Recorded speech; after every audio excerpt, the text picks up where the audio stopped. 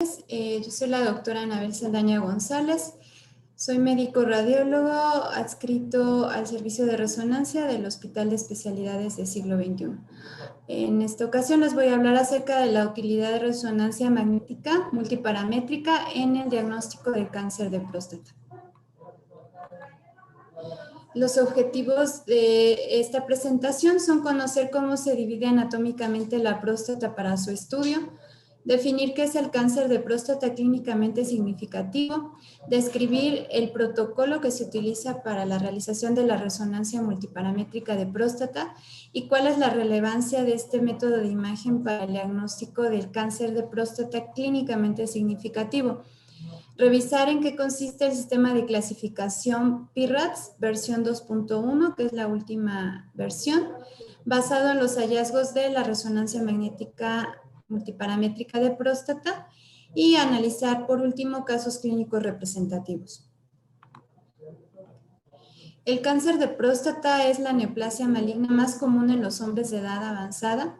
Su pico de incidencia, o más bien su incidencia, aumenta con la edad y su pico es alrededor de los mayores de 65 años, mayores de 60 años.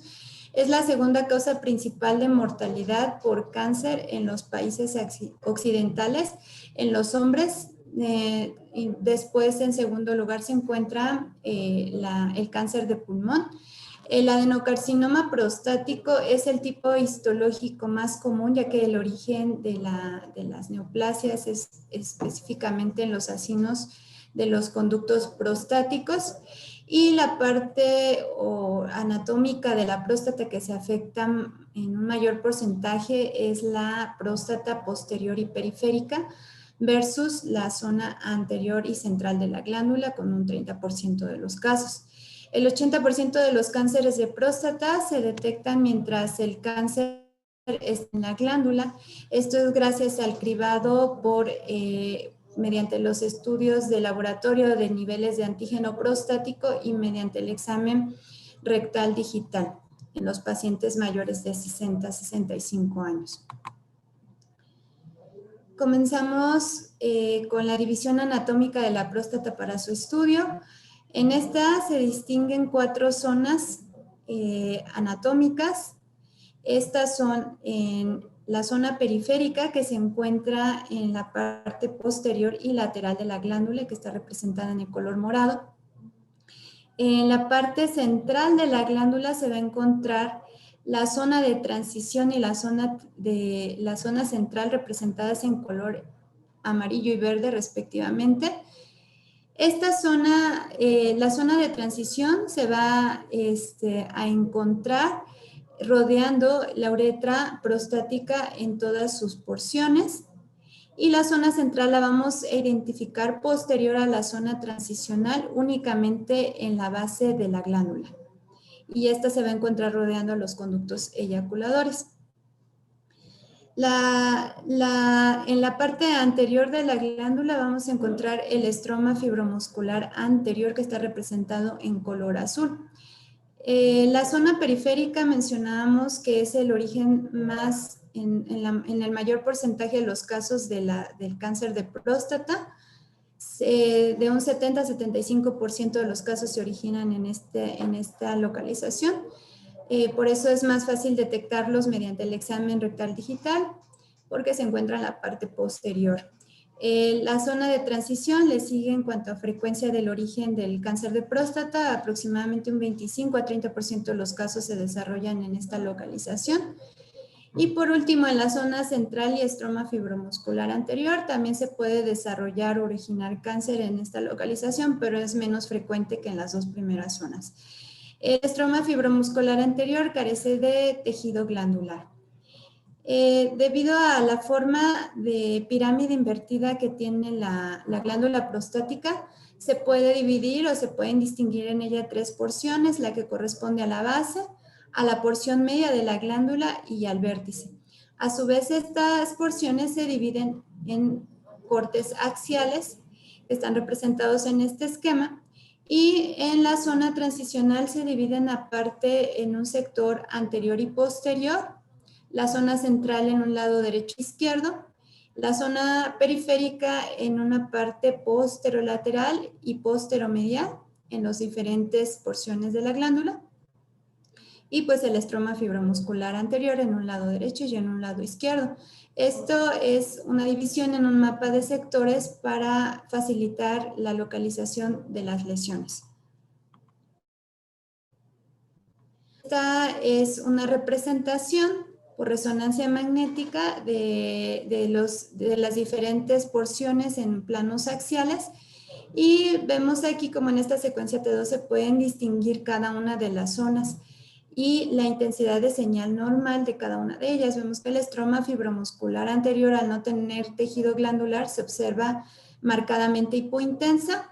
La zona transicional, su intensidad normal es una señal homogénea intermedia.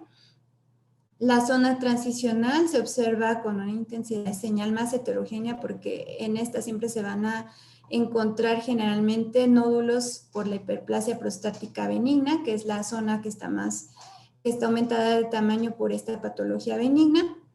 Y la zona periférica normalmente tiene una intensidad de señal alta y homogénea en la secuencia T2. Es importante definir a qué nos referimos con el cáncer de próstata clínicamente significativo. Y este se define como aquel que tiene alta probabilidad o una moderada probabilidad de diseminarse o de recidivar y que histológicamente se va a corresponder con un puntaje Gleason alto.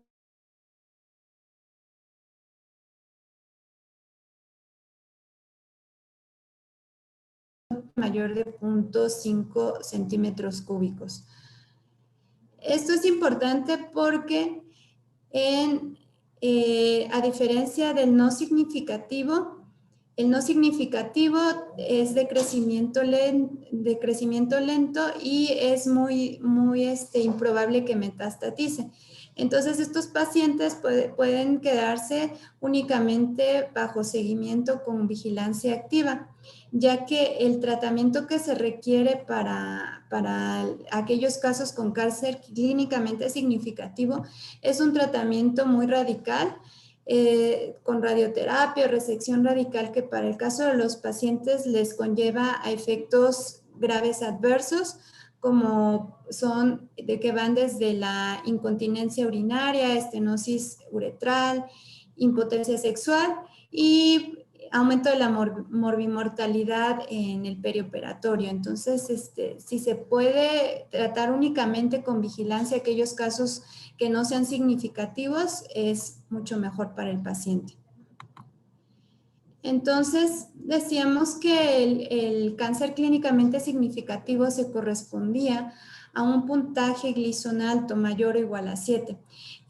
La puntuación Gleason corresponde a la clasificación histológica del cáncer de próstata, dependiendo del grado de diferenciación del tumor.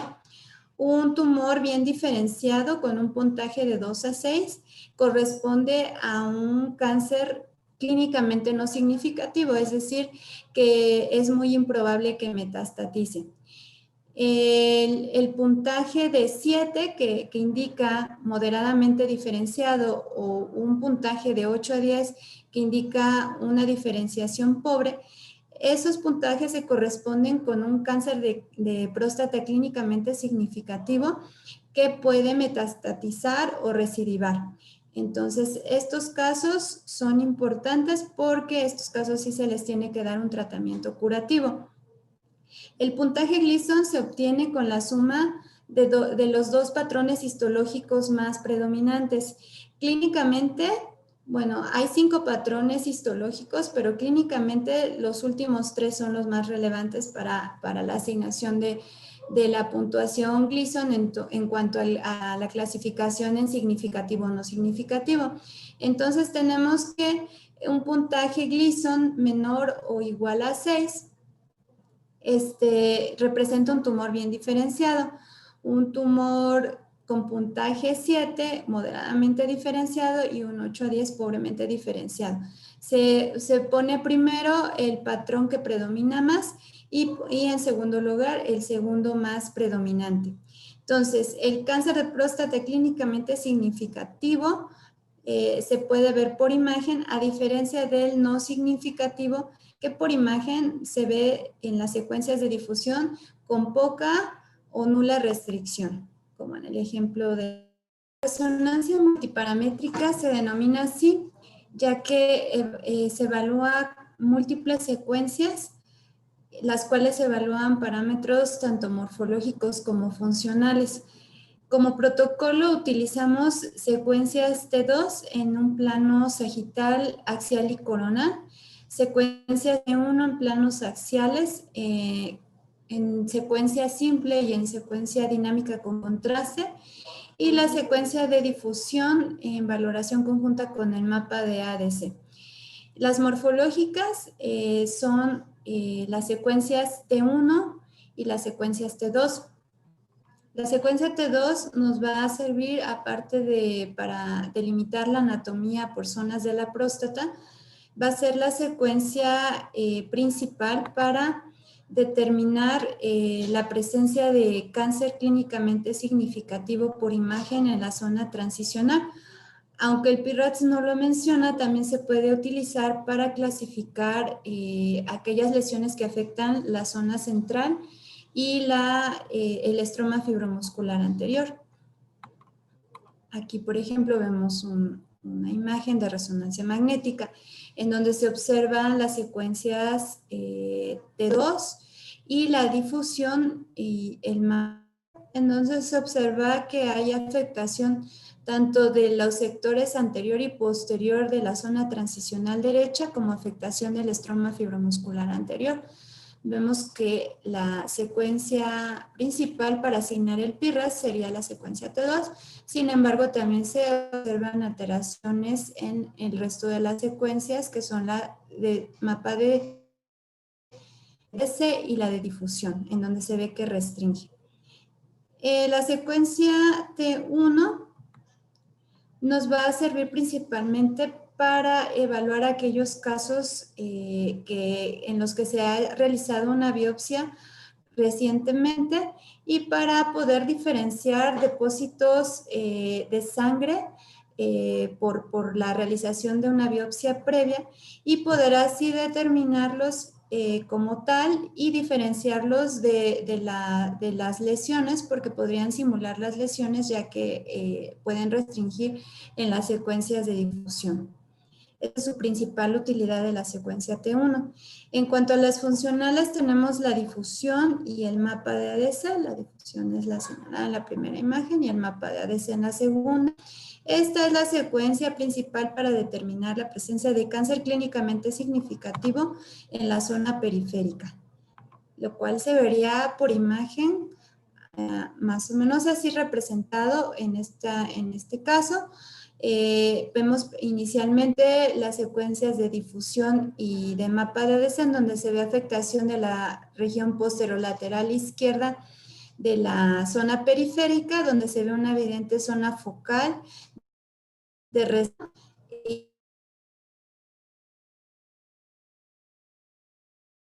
y presencia de ADC. Es importante evaluar la cuantificación del valor cuantitativo de ADC, ya que se ha demostrado que tiene relevancia para determinar un cáncer de próstata clínicamente significativo, ya que valores bajos de ADC en un rango menor a 0.7 o 0.9 se correlacionan con una alta probabilidad de que el cáncer sea clínicamente significativo. Vemos también como en la secuencia de T2 se ve esa zona focal marcadamente hipointensa. Otra de las secuencias funcionales es la secuencia dinámica con contraste. Esta más bien nos va a servir como una secuencia complementaria a las principales, que son el T2 y la difusión, En aquellos casos que no son diagnósticos por cualquiera de estas dos secuencias o cuyos hallazgos quedan como con duda o indeterminados, o también por fallas técnicas en las que no se puedan evaluar adecuadamente las otras secuencias como el T2 o la difusión. Es decir, aquellas lesiones que son PIRADS3, aquí es donde entra el papel de la valoración de la secuencia dinámica con medio de contraste. La utilidad de la resonancia multiparamétrica, aparte de la detección del cáncer de próstata clínicamente significativo, también es muy importante para la estadificación local de la enfermedad. Aquellos tumores que se encuentren confinados a la glándula representarían un T2, mientras que los que tienen extensión extraprostática e invasión local hacia las vesículas seminales se clasificarían en un estadio 3B, mientras que los que se extiendan hacia la vejiga se clasificarían con un estadio T4. Los signos de extensión extracapsular por imagen son principalmente dos. Uno que es la obliteración del ángulo rectoprostático y el otro el compromiso y englobamiento por el tumor del haz neurovascular por un área de intensidad de señal baja. También sirve para detectar involucro por diseminación linfática de los ganglios linfáticos, ya sea de regionales o distantes. La resonancia magnética, aparte de valorar el tamaño linfático, también se vale de otras características por imagen para sospechar de malignidad. Unas de ellas son una apariencia heterogénea, márgenes irregulares e inclusive la restricción en las secuencias de difusión. Aquí vemos un ejemplo de unas adenopatías pélvicas renales en esta imagen de resonancia magnética en plano coronal, en donde podemos ver que están las ganglios linfáticos afectados localizados en las cadenas ilíacas, tanto internas como externas, y cómo se observan los cambios en su morfología, su apariencia heterogénea, sus márgenes irregulares, aparte del aumento del tamaño de ellos, ¿no? También podemos detectar metástasis más distantes que se clasifican como un M1, a diferencia de las regionales que se clasifican con un N1. El sitio de diseminación hematógena o el sitio de afectación por diseminación hematógena más común son las metástasis óseas en un 90%, le sigue en un porcentaje menor la diseminación a pulmón. En el caso de las metástasis óseas pueden ser de tipo osteoblástico, líticas o mixtas. Lo más frecuente es que sean de tipo osteoblástico, es decir, que en la imagen de resonancia en la secuencia T1 se vean con intensidad baja de señal en T1 y en T2, como lo podemos observar en este ejemplo de metástasis a columna dorsolumbar, en donde se ven los cambios en la intensidad de señal de los cuerpos vertebrales, que son por áreas hipointensas tanto en T1 como en T2. Entonces, esto correspondería a una metástasis ósea de tipo osteoblástico. En esta imagen de la izquierda de resonancia magnética se observa como aquí el patrón de metástasis óseas es de tipo lítico y de tipo blástico. De tipo lítico por zonas que son hipointensas en el T1 e hiperintensas en el T2, pero a su vez hay zonas con afectación desde T1 hipointensas y igualmente hipointensas en T2. Entonces, en este caso se trata de una ejemplificación de metástasis óseas al fémur y a los huesos ilíacos, y el patrón de metástasis óseas en este caso se ejemplifica como un tipo mixto. Al medir el volumen prostático en el análisis de la resonancia magnética multiparamétrica, es importante correlacionarlo con los niveles de antígeno prostático, ya que con estos valores podemos obtener lo que se denomina la densidad de antígeno prostático. al dividir el valor del antígeno prostático entre el volumen prostático, obtenemos una cantidad, un valor que si es mayor o igual a 20, se correlaciona con alta sospecha de cáncer clínicamente significativo. Esto puede ser de forma complementaria a las secuencias principales que se evalúan en la resonancia multiparamétrica. Otra de la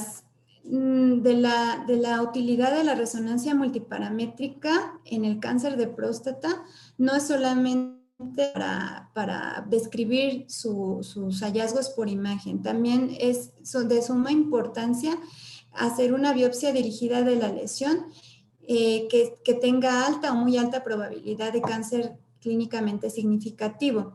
¿Por qué es importante realizar una resonancia paramétrica antes de las biopsias?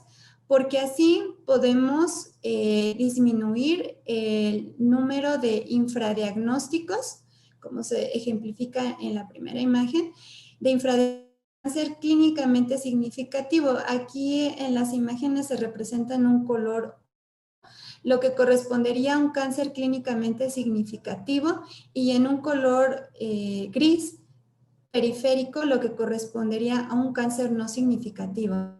Si se realiza la biopsia sin una imagen previa, como en el caso de la resonancia magnética, puede que se tome muestras en los sitios donde no se encuentre ni la lesión, o inclusive puede que se realice la biopsia del lugar donde no se encuentre el cáncer clínicamente significativo, o que se tome la biopsia de un cáncer clínicamente no significativo y que a lo mejor ya el paciente podría seguir únicamente con vigilancia activa y evitarse la biopsia. Entonces, esto nos ayuda, la resonancia multiparamétrica, como guía de la lesión para la biopsia o para disminuir los infradiagnósticos de un cáncer clínicamente significativo, los sobrediagnósticos de un cáncer clínico no significativo. Entonces, el tratamiento correcto depende del correcto. Entonces, en este hospital nosotros estamos realizando previamente a la biopsia una resonancia magnética multiparamétrica para identificar aquella lesión con alta sospecha de cáncer clínicamente significativo, y así ir dirigidos hacia la lesión y poder hacer un diagnóstico correcto y por lo tanto tener un tratamiento correcto para el paciente. El reporte radiológico de la resonancia multiparamétrica pues se basa en el sistema de clasificación PIRATS. Esta es una clasificación en cuanto a los niveles de sospecha de que exista un cáncer clínicamente significativo. Un PIRATS 1 y 2 corresponden a los casos no sospechosos, entonces por lo tanto no van a requerir biopsia.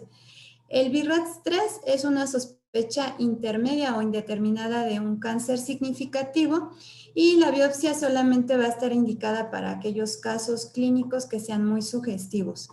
En el caso del PIRATS 4 y 5 son los casos sospechosos de alta y muy alta sospecha, y en estos casos siempre va a estar indicada la biopsia.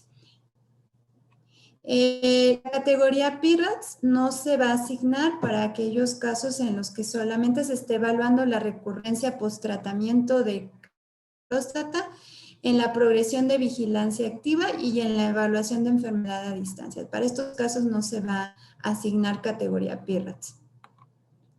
Para el sistema de clasificación PIRATS es importante primero localizar en dónde se encuentra la lesión. Si la lesión se encuentra en la zona periférica, las secuencias que vamos a analizar para determinar la clasificación en el score PIRATS van a ser las secuencias de difusión y en correlación conjunta con el mapa de ADC.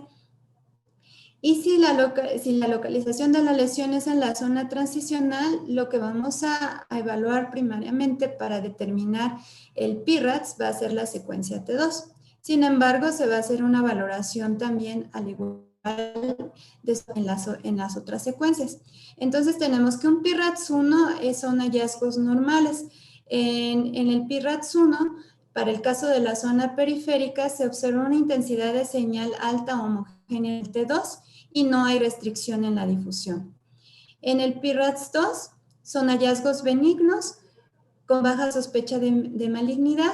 Vemos que hay zonas lineales que pueden encontrarse hipointensas en el mapa de que pueden o no verse como una zona de hiperintensidad lineal o triangular en la secuencia de difusión. Lo mismo se observa en la secuencia T2 como una hipointensidad lineal o bien en forma de cuña. Estos hallazgos se consideran PIRADS2 como hallazgos benignos. En el caso de PIRADS3 de la zona periférica, basta aquella zona de hipointensidad leve, difusa en el mapa de ADC. Igualmente una zona hiperintensa en la de difusión, pero no ambas. Puede estar afectada o ser hiperintensa en la difusión, pero no en el ADC, o puede ser hipointensa en el ADC y no en la difusión, o simplemente una zona de leve hipointensidad o hiperintensidad en el ADC y en la difusión.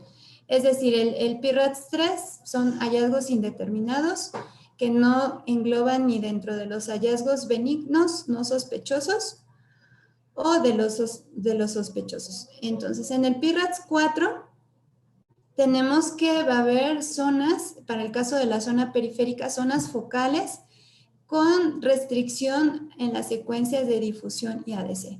O sea, hiperintensas en la difusión, hipointensas en el ADC. Lo único que va a diferenciar uno de la otra, un PIRADS4 del 5, es el tamaño de las lesiones, menores de 1.5 para PIRADS4, mayores de 1.5 para PIRADS5, y datos de extensión extraprostática se categorizan en el PIRADS5. Para el caso de las lesiones PIRADS3, comentábamos en diapositivas anteriores que aquí tiene relevancia dinámica con contraste, ya que si la zona que nosotros sospechamos que puede corresponder a una lesión refuerza de manera precoz y focal con el medio de contraste, pasa a un PIRADS4. Y si no refuerza o no se corresponde con los hallazgos sospechosos vistos en las otras secuencias, se queda en un PIRADS3. Esta es la utilidad principal de la secuencia dinámica con contraste. Para el caso de la zona transicional, un PIRADS1 corresponde en la zona de transición por la presencia de nódulos hiperplásicos. Estos nódulos hiperplásicos van a ser característicamente encapsulados y ovalados, completamente encapsulados. Pueden presentar variantes como degeneración quística, pueden tener nódulos dentro de nódulos, algunos también con degeneración quística más pequeños, y todo eso se considera todavía normal. Y en las secuencias de difusión no van a restringir esa zona. Eso corresponde a un PIRADS1. En el caso del PIRADS2, se consideran aquellos nódulos que van a estar bien circunscritos y pueden que no estén encapsulados o que estén mayormente encapsulados. Entonces, esto todavía se corresponde con hallazgos benignos o con baja sospecha de malignidad. Y en el caso de la difusión, tampoco hay zonas que restrinjan claramente la difusión. En el PIRADS3, en el caso del PIRADS3, son aquellos hallazgos que no se engloban ni dentro de los hallazgos de los no sospechosos y de los sospechosos. Igualmente, aquí lo que va a determinar si se queda en una categoría PIRADS3 son las características que tienen en las secuencias de difusión. Si restringen como a la difusión como un caso 4 o 5, si es 4 se queda en el 3 y si es 5 se pasa al 4. En el PIRADS4 para la zona transicional, ese se determina como aquella zona con baja intensidad de señal en T2 y con genes oscurecidos o no bien circunscritos y que pueden restringir en las secuencias de difusión y de ADC. Para el PIRADS5 es lo mismo, solamente que van a ser lesiones con mayor tamaño. Entonces vamos a empezar a ver unos ejemplos de algunos casos que tenemos aquí en el hospital. Esto se trata de un masculino de 60 años de edad con antígeno prostático de 5.2. Vemos aquí que la lesión se ubica en la región posterolateral izquierda de la zona periférica, en la porción media de la glándula. Entonces vemos que, como se ubica en la zona periférica, analizamos primeramente las secuencias de difusión. Vemos que presenta restricción en la secuencia de difusión, es hiperintenso en difusión, hipointenso en ADC. También se observa moderadamente intenso en T2 y con el medio de contraste sí refuerza, pero de manera simultánea al resto de la glándula. Entonces, tiene características en difusión de un PIRADS 4, en T2 igualmente de un PIRADS 4 y sí refuerza con el medio de contraste, pero de manera simultánea. Entonces, le asignamos un PIRADS 4. El informe se concluyó como una zona periférica, sector posterior lateral izquierdo, con alta probabilidad de cáncer clínicamente significativo.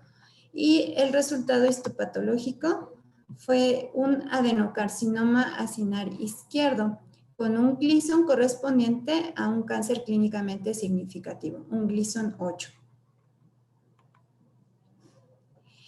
Este es un caso de un masculino de 69 años de edad con antígeno prostático muy elevado, 176.8, en el que podemos observar que la glándula prostática se encuentra afectada en todas sus porciones, desde la base hasta el vértice. La afectación predominante es del lado derecho y vemos cómo existen los signos de extensión o extraprostática. Hay obliteración del receso rectoprostático, hay extensión a la grasa periprostática, inclusive hay extensión hasta las vesículas seminales, las cuales se observan con cambios en su intensidad de señal. En las secuencias T2 se observa una marcada hipointensidad, sus márgenes son oscurecidos o poco definidos, y en la secuencia de difusión y ADC muestran una franca restricción y los valores cuantitativos de ADC son bajos. En promedio el más bajo es de 0.6 o 602. Entonces, todos estos hallazgos da un PIRADS 5. Aquí ya no hubo necesidad de valorar las secuencias dinámicas con contraste. Este informe lo concluimos en una zona periférica y transicional derecha con muy alta probabilidad de cáncer clínicamente significativo, y por la extensión extraprostática a las vesículas seminales le asignamos un estadio T3B.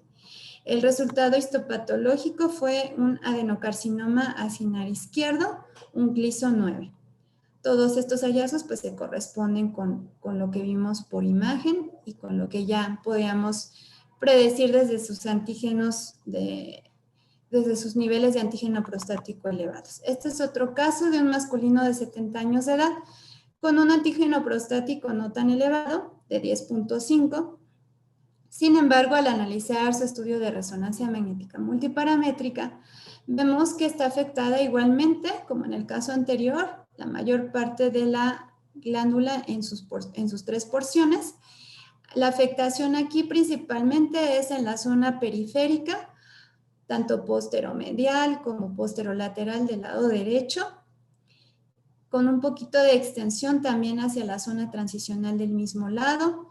Igual, las mismas características, marcadamente hipointensa, con márgenes indefinidos en la secuencia T2, con franca restricción en las imágenes de difusión y ADC, con valores cuantitativos de ADC bajos, alrededor de 0.7, y además vemos que también existe extensión extraprostática con involucro de las vesículas seminales y aparte cambios en la intensidad de señal de la médula ósea, siendo con sospecha de metástasis ósea por sus cambios en la intensidad de señal, que son algunos hipointensos en el T1, hipointensos en el T2 y hiperintensos en el T2, como una metástasis ósea de tipo blástico. Entonces,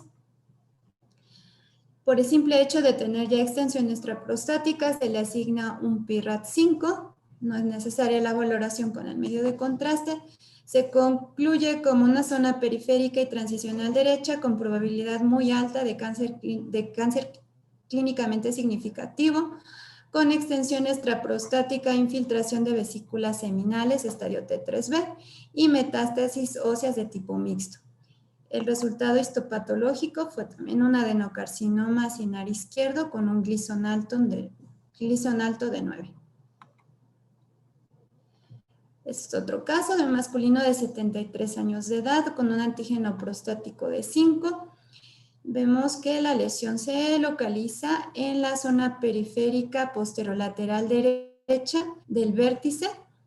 Analizamos primeramente, por lo tanto, las secuencias de difusión y mapa de ADC, en donde vemos que esta zona restringe francamente a la difusión, que se ve marcadamente hipointensa en la secuencia T2, es una zona focal, y que presenta un reforzamiento positivo precoz en comparación con el resto de la glándula. Todos estos hallazgos, tanto por difusión como por T2, como por el contraste positivo con el realce, le otorgamos una categorización PIRADS 4 con una conclusión de zona periférica, específicamente posterolateral derecha del vértice, con alta probabilidad de cáncer clínicamente significativo. Y el resultado de la biopsia fue un Gleason 7, igualmente adenocarcinoma acinar del lado derecho. Este es un caso de un masculino de 80 años de edad con un antígeno prostático de 1.2. La afectación es en la zona transicional de la porción media, casi afectando un poquito más hacia el vértice. Vemos que se observa en la secuencia T2 una zona con una menor intensidad de señal en el sector anterior derecho. Sus márgenes no son tan delimitados. Vemos que en la secuencia de difusión y mapa de ADC sí restringe a la difusión y pareciera que tiene un ligero reforzamiento mayor en comparación con el resto de la glándula, como un reforzamiento positivo precoz. Todos estos hallazgos nos hacen asignarle una categorización PIRADS 4. Se concluye como una zona transicional anterior derecha con alta probabilidad de cáncer de próstata clínicamente significativo. Y el resultado de la biopsia es un adenocarcinoma acinar Gleason 6.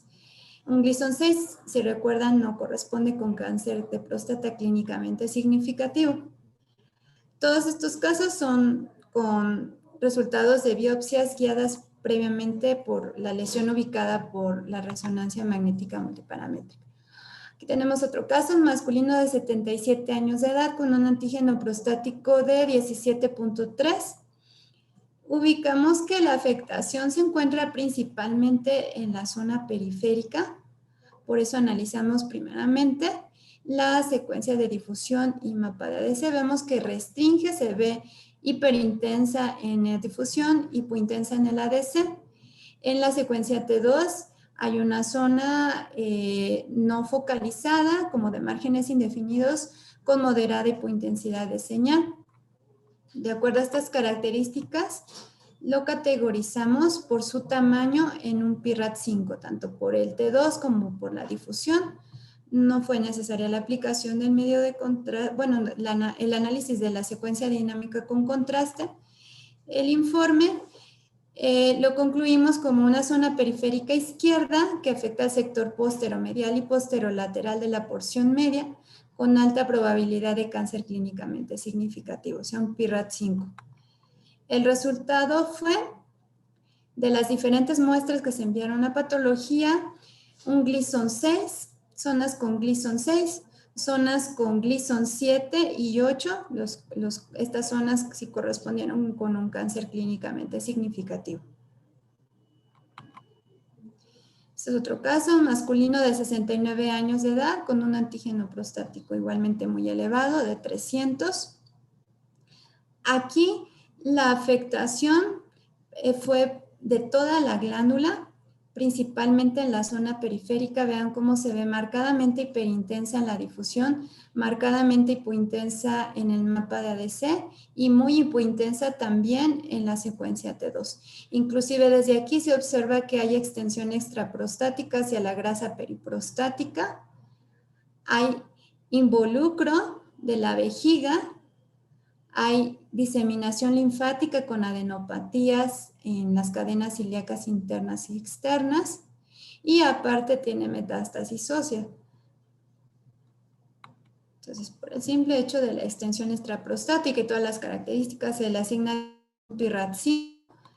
El informe se concluye como una zona periférica con muy alta probabilidad de cáncer clínicamente significativo.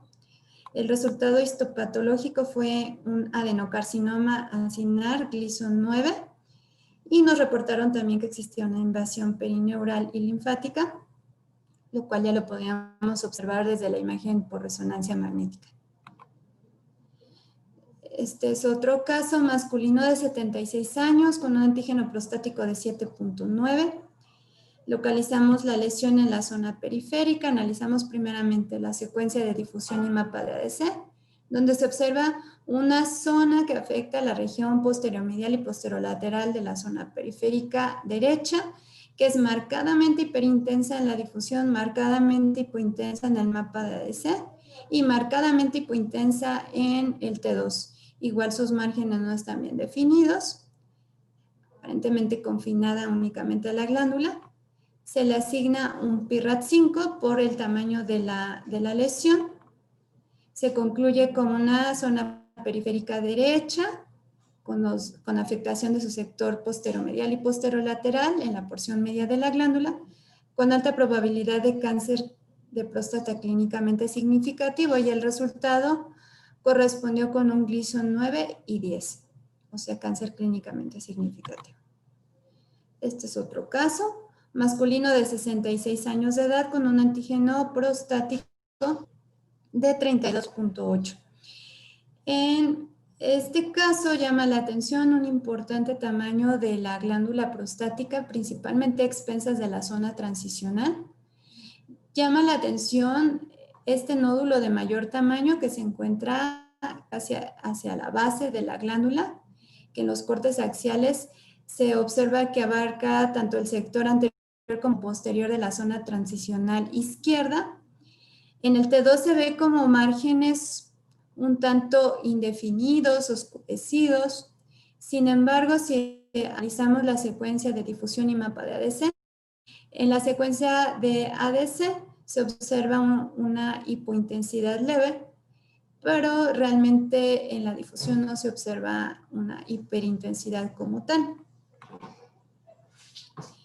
Entonces, estos hallazgos no corresponden con ninguno, con hallazgos benignos típicos, ni con hallazgos tampoco de malignidad. Por eso lo concluimos como un PIRATS 3, con el contraste no presentaba reforzamiento precoz en comparación con el resto de la glándula.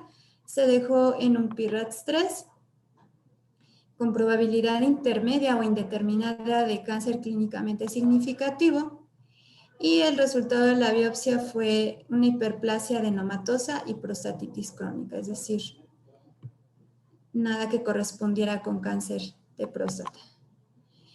Este caso es un masculino de 65 años de edad con antígeno prostático de 11. Aquí lo que llamó la atención fue la afectación de la zona aparente de la zona transicional posterior derecha. Sin embargo, las características por imagen no nos orientaban hacia algo sospechoso o no sospechoso de malignidad, porque si vemos en la secuencia T2 se observa una zona de hipointensidad con márgenes no tan bien delimitados. Su intensidad de señal es un poquito, no es hipointensa ni hiperintensa, es como de señal media. En la secuencia de mapa de ADC pareciera que tiene una leve hipointensidad, sin embargo no se identifica en la secuencia de difusión, y parece que en la secuencia dinámica con contraste presenta un reforzamiento reforzamiento focal precoz en comparación con el resto de la glándula. Entonces, no se engloba ni dentro de los hallazgos benignos ni malignos, entonces, por lo tanto, le asignamos una categoría 3. Y quedó concluido como una zona transicional que afecta al sector posterior derecho de la glándula media con probabilidad media o indeterminada de un cáncer de próstata clínicamente significativo. El resultado de la biopsia fue una hiperplasia adenomatosa y prostatitis crónica también. Este último caso es de un paciente masculino de 81 años de edad con un antígeno prostático de 32.8. La zona afectada se observa hacia el vértice de la glándula, involucra tanto la zona transicional como el estroma fibromuscular anterior del lado izquierdo. Se observa primeramente la secuencia T2, en donde se ve como una área más delimitada con una moderada hipointensidad de señal en T2, analizando las secuencias de difusión y ADC, si presenta una restricción, moderadamente hiperintensa en el difusión, moderadamente hipointensa en el ADC, y pareciera que sí tiene un reforzamiento también positivo con el medio de contraste precoz. Asigna un PIRAT5, se concluye como zona transicional izquierda y del estroma fibromuscular anterior también del vértice, con probabilidad muy alta de cáncer de próstata clínicamente significativo. El resultado de la biopsia fue un adenocarcinoma cinar. En este caso no nos especificaron el Gleason, pero sí fue un adenocarcinoma. Entonces, como conclusiones, tenemos que la resonancia multiparamétrica tiene un papel clave en el diagnóstico del cáncer de próstata clínicamente significativo, que existe evidencia creciente de su efectividad junto con la valoración del antígeno prostático y una biopsia dirigida de la lesión, en comparación con la biopsia convencional transrectal uretral en su detección. Previene el sobrediagnóstico y el sobretratamiento de cáncer de próstata clínicamente no significativo, mejorando así la estratificación del riesgo y proporcionando opciones terapéuticas más precisas para el paciente. El sistema de clasificación PIRATS, última versión 2.1 y un informe estructurado ayudan en la detección, localización y caracterización del cáncer de próstata, y esto mejora la comunicación entre radiólogos y urólogos, que son los que finalmente le dan tratamiento al paciente. Por su atención, gracias.